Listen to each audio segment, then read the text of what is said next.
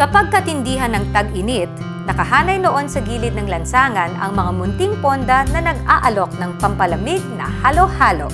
Ang ponda ay isang pansamantalang tindahan na may silungang bubong na kugon. May isang mahabang bangko na kaharap ng isang mesa. Sa mesa ay may mga garapon ng panghalong minatamis at mga prutas, saka isang gadgaran ng yelo. Nasa likod ng tindera ang isang munting patungan ng mga baso't kutsarita, garapon ng asukal, lata ng gatas na evaporada at iba pang gamit.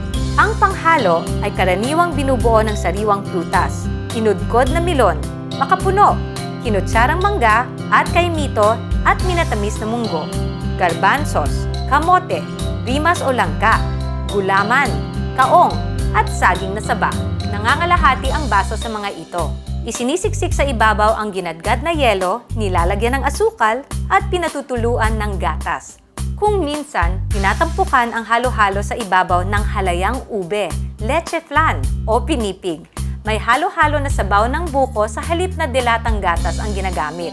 Sa tiwi, may halo-halong kinagigiliwan ang naiibang lasa dahil sabaw ng buko ang pinatitigas upang gawing yelo.